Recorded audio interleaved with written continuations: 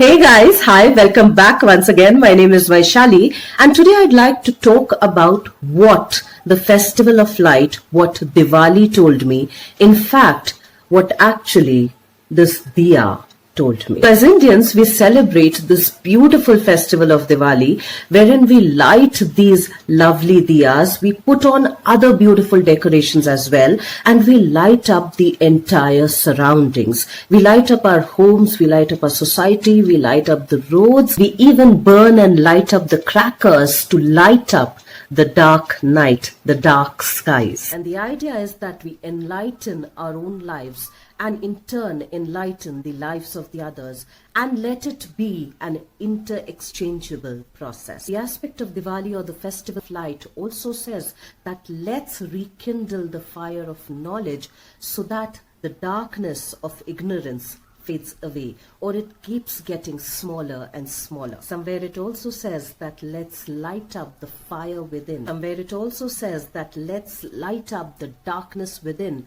so that the darkness starts to fade away. And as I lit up these lovely, beautiful diyas, I realized that they were telling me a story of enlightenment, a story of burning up our own lights, a story of transitioning through a process of burning out all that serves no more, to lighten up its own self, to transform its own self and the lives of others around it. This beautiful little diya told me that if it has to light up, it has to burn its own self. It has to burn its own conditioned self of remaining this or remaining this. It has to immerse itself in this pool of oil so that it can then transform its own self by burning, by lighting up its own self. And probably if it could tell us, it would tell us that the process of burning its own conditioned self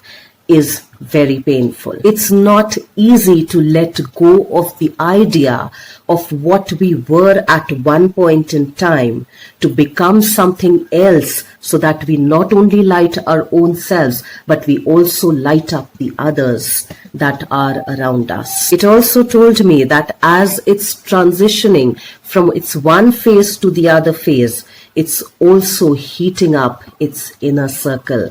Everything that is around it in its closest vicinity, it's getting heated up.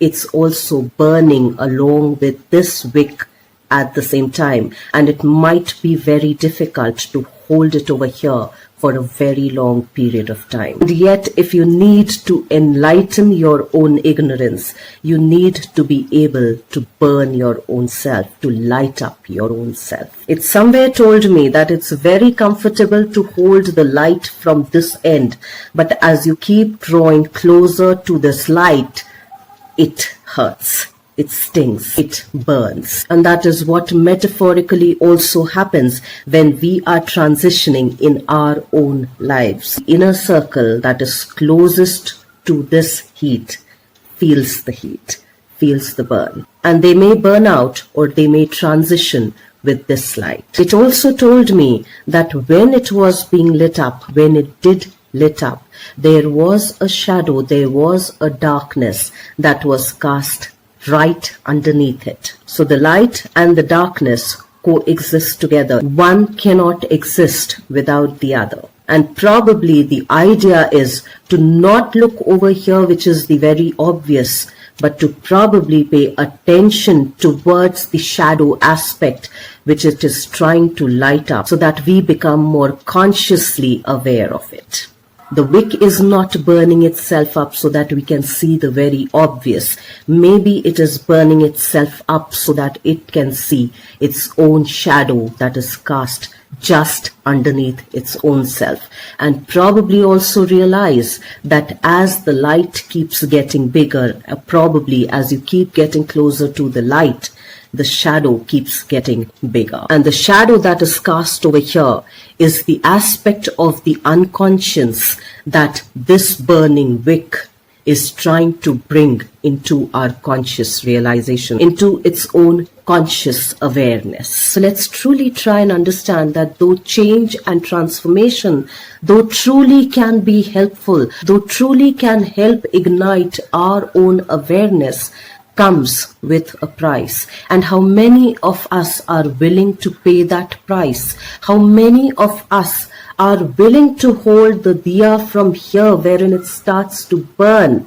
to be able to burn our own selves, to be able to see the shadow that gets cast right underneath the light, to be able to see the not very obvious. Because as motivating and as transformative it may sound, which it is, demands that we lose our earlier self. It demands that this self be burnt off so that this self can be awakened. And even this week would tell us that it waits 365 days in order to transform its own self. Let's try and think about that a little more, and I will see you once again the next week. Till then, stay tuned in. And guys, if you do like the contents of my videos, please do like, share and subscribe.